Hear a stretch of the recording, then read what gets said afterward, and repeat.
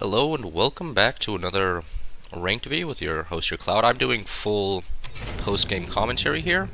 So this is not live me talking. The one you see moving the mouse was a Cloud that existed 2 hours ago, at least at the time of recording. If you're watching this, it could be days or even years. So we're playing more ranked here. We're playing Hang Time. Again, not one of my best maps. I prefer maps where I can go Fire Mortars and play Firebird because I enjoy playing Fire Mortars and I am decently good at it. So we're playing Hang Time here. So I chose Pinch Fist instead of Firebird because you technically can go Mortars. Just a little thing you can do to go Mortars on this map, but not really viable option. So I start off Red Tech. I don't really have a preference between Red Tech and Purple Tech on this map. Red Tech's just cool for buzzsaws. Purple Tech is also fine for EMPs. I'm not planning to go early game weapons, so my early game tech doesn't really matter, as I usually sell it off later down the line anyways. As you can see, a few 20 seconds ago, I got like a piece of metal there. That was to avoid floating, because on this map you start with no storages, so you only have 600 metal storage, and that means it's easy that you overflow metal, and when you overflow metal, when it goes over the cap, it just goes into the void, right? Never to come back again. So it's really bad to go over your resource caps. I made a mistake here. I got my battery too late. I should have placed that earlier or first, because again, metal is not hard to get, because you just sell off a piece of metal to get more metal. Well, energy, you can't sell anything off to get energy. So you see how there I'm capped out at 3,000 energy, and that's just resources that's going into the void. And another mistake I made is, well, I didn't make a mistake. Well, I'm making small mistakes, but nothing too major here. So I get down Heavy Tech, sell off my Red Tech, and now I'm looking to get my last 2 mines down, to get all 6 mines. I'm going again 320mm on this map, and my enemy is going to be going for lasers. I got 4 turbines, probably enough turbines. I probably don't really need more exactly yet, but as you can see, I'm building more turbines, so I don't exactly need more. I probably should prioritize batteries so I can get the 20mm building, but I get more turbines anyways. I mean, I have Heavy Tech down, there's nothing much else for me to do, so I was just like, I was trying to find something to do, and, well, building turbines was a thing I could do and something I would need to do later down the line anyways. So, right there, I delete that turbine there. I want to get a sniper there. I see he's building something on the other side. There's a little box below his base, and there's a solid strut under it. When there's a solid strut under it, you can pretty much assume that there's a weapon or device built on top of it, because a background strut, the darker type of struts, not the lighter struts, you can't build on them. All the struts you can build on are the lighter types of wood. So when you see a lighter type of wood, that means that either he just built a lighter type of wood, which is really weird because most pro players build out a background bracing, or that there's a weapon on it. And as you can see, I got shot by a buzzsaw, so what the weapon was down there was a buzzsaw. And that's also the reason why I built that piece of metal in front of my turbines there, is because I thought, oh, that's probably a buzzsaw. If I was building something like that, I would also probably place a buzzsaw there. So I was just a little bit of prediction work. As you can see, I'm also floating off metal there a little bit, just not too much. I'm probably only floated off around 70 metal. It's not too bad, not game ending, or really too much of an impact. I mean, I'm not exactly fighting the greatest player here. So getting the triple 20mm setup, I know he has a buzzsaw, but I'm confident he doesn't have a sniper, and I have my own sniper, because if he had a sniper out, he would have shot my sniper by now, so I figured, you know what, I'm just going to build this with wood. The 20mm themselves will block the buzzsaw from dropping them, so I'm just going to build the 20mm and bet that he is bad at the game. Which worked out fine. So I see that setup right there on the bottom there. That's a very typical plasma beam setup, because you want to get a big box for a plasma beam, even though it's small, because then you can get very small doors and still have a good angle. As you can see there, I placed my 20mm there a little bit exposed. That was a mistake. I was supposed to place it like a tiny bit further back so it wouldn't expose itself, but it was whatever. I'm kind of panic building these doors here because he has a buzzsaw. I'm not sure he's a sniper, so this is not the greatest setup, definitely not, but a little bit panicked because of the pressure the buzzsaw is putting on me. And that's part of the reason why buzzsaws are so good. It can just force small mistakes out of your enemy and perhaps give you an advantage. I get the first 20mm up here. I wait. I believe I wait to fire it. Because again, the buzzsaws are still putting. Oh no, I fired. I fired at the doors. That's just caused a lot of eco damage. I do get that snipe off on his sniper, which is really nice. That puts a lot less pressure on me. I don't know why he didn't just snipe my sniper earlier, because it's exposed. There's no door blocking it. It's just completely out in the open. So he could have just sniped that, but again, not the best. I mean, he could be a good player. He could just be playing bad. He could also just be a bad player playing decently well. So I get more storages back here, building up for a Howitzer as a kind of finisher. As of course, if you starts building lots of sandbags and energy shields, 20 millimeters do basically 0 damage to them, so I just kind of wanted to get that down. I should have fired that 20mm earlier before he could repair, but he didn't repair fast enough, so I still got a lot of shots off on the metal. Getting the shots off on the metal was actually huge, because metal costs so much to repair, and like when you shoot a 20mm at full metal, it costs you like 600 metal to repair it all, so every time I'm firing that 20mm, those 20mm at just that wall of metal, he is building up a hefty repair bill. So I'm getting the Howitzer set up down here. I'm scared at this point that he has the plasma beam up, so I am starting to get double doors on everything. I did not get a second door on the top 20mm, which is a mistake. I simply just didn't realize it didn't have a door.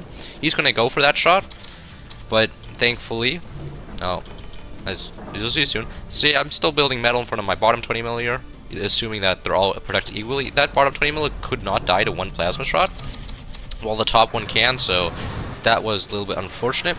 But thankfully he goes for the shot on the top 20mm, but he misses, which was very lucky for me. I also realized that my mines are completely exposed. If he shoots at where that sniper is, that would be my sniper gone and all my mines. So I try and build that. The cross brace doesn't build. This happens occasionally, so I just drop the energy shield. That's just 200 metal gone for me, which was quite a tragedy. Put more pressure on him. He's feeling a lot of pressure. The 20mm are great pressure weapons. This time I successfully built the energy shield, so that my mines are protected from just being obliterated by the plasma beam from the enemy side. So I got the Howitzer going down, build some extra doors on it, making sure it just doesn't get destroyed by the plasma beam, as you know, that would be bad. Howitzer is extremely expensive and extremely explosive, so I would also probably take a lot of damage to the core. Gonna fire off another set of shots here. I do try to aim it more at the plasma beam, because I'm like, if I'm in this guy's position, I am losing, and I have a plasma beam. Plasma beams are great because they instantly travel across the map, as lasers do, and that means they're very good for door sniping. So door sniping, for those who don't know, is just you wait until the enemy's doors open on their weapons, and then you try and fire through those same doors. Because like the enemy projectiles has to come out of the weapon somehow, and you try to hit those weapons in that exact moment.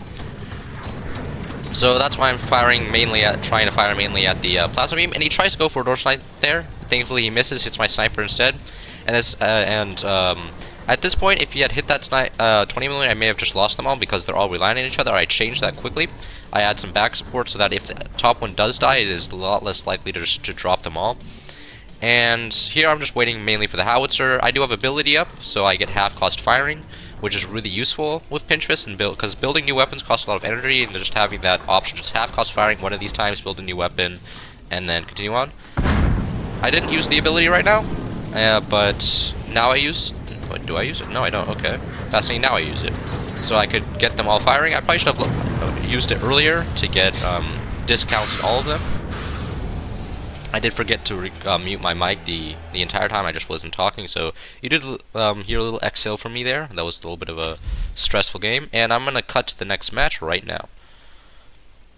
And here we are on the new match. I choose Pinch Fist as my choice of commander this game, because again, no fire mortars, no mortars possible on this map. So starting off, standard build. I'm going for triple 20mm again. I tried out a Howitzer into 220mm strategy. It just wasn't really right. It was just a little bit too slow, too much reaction time, and I didn't like it. So I'm going back to the normal good old triple 20mm, so I'm going to get the third turbine up. This time I tried a 4 turbine strategy. But as you can see on that very top turbine there's a piece of wood next to it. That's going to destroy the efficiency. So that turbine is basically at 30% efficiency. I'm basically going to be running instead on 4 turbines, going to be running on 3.3 turbines, which is just terrible. That was a terrible mistake made by me, but thankfully it didn't have too much of an effect on the game. So just changing my base to background base and giving more efficiency to my turbines, the usual stuff. I'm going to get 4 mines down here like usual.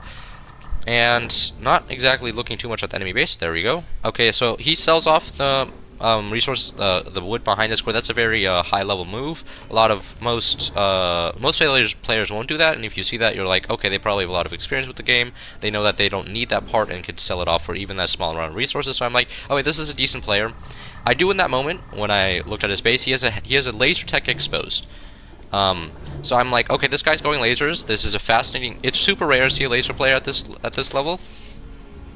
The only laser player I currently know of is Taichu, and that's because he's memeing by playing on his little drawing pad forts, and he can basically put a ruler on his drawing pad and have exact aim with a sniper.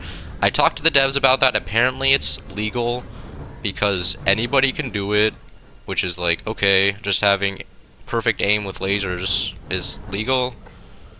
I mean, okay, whatever. Anyways, so I do not press down my, put down my 5th mine, which is a massive mistake. I should have put down the 5th mine a lot earlier. And just waiting for my heavy tech to come up. And I don't sell my red tech as early this time, because I was like, okay, I need the energy reclaim when I put up my 20mm, so I'll wait until I build my 20mm to sell the red tech. I see that he has exposed energy, exposed turbines, and I see that he's also changing a lot of his wood spam to be 2 long. That's pretty standard. 2 long wood is like the perfect length that it's not too, it's a lot cheaper to repair 2 long than 3 long wood spam because like it's 50% shorter, but it's not too close together that the splash damage from heavy weapons and such makes it more expensive overall. Because if you do 1 long, then the splash damage will just splash multiple pieces of wood, and you're like, oh, I have a bigger repair wheel now, but 2 longs are just about right. So he has a buzzsaw, which is a little bit of annoyance to me, because well, he can buzzsaw and then snipe my weapons. He did build an exposed sniper there, which was a mistake from him. I got that perfect shot on that door, but it closed just a little bit too fast for me to get the buzzsaw as well. This is pretty fine. I'm looking at a pretty good spot. He can't really threaten me without a sniper. He can't exactly shoot my 20mm without a gun to shoot them with, right? So I build them knowingly a little bit exposed, but I'm like, okay, this guy's probably not as good. He just built an exposed sniper that I could see. If he had built it even unexposed, I would have taken him a little bit more seriously, but he did not. I do know he has lasers, so I'm like, okay, those little boxes there are probably just gonna be laser boxes, and I should just shoot at directly at his base. Not that there's much else to shoot at anyways other than his base, right? Like he just has his base. There's no exactly weapons platforms below it, and that also kind of gives it away, right? His resource must be going somewhere. He doesn't have upgraded mines. He placed down a laser tech earlier, so that means that there's likely lasers somewhere in his base, and it's gonna make me think that, okay, just should focus on the center of his base. The box sizes are just about right for lasers from his side. And it's actually super interesting, because this strategy was popular maybe around, I'm going to say, a year, like 3/4 of a year ago. Ethan was the one that kind of developed the strategy of just going mass lasers, but recently it's just been beat out by mass 20mm, because 20mm come out earlier and do more damage, because the mass lasers requires, usually you get 1 plasma beam and then 3 fire beams, which comes out really fast, but the problem is there's the plasma beam, and you have to build the plasma beam first, and that means that you're slightly slower than the 20mm. So as you can see there, I destroy his weapons. It's looking pretty over for him, and he resigns. I mean, there was no coming back from him. He lost, I think, 3 weapons there, and that was 2 ranked games. I tried to queue up for a 3rd one after this, but then got no luck. So, I hope you enjoyed, and I'll catch you next time.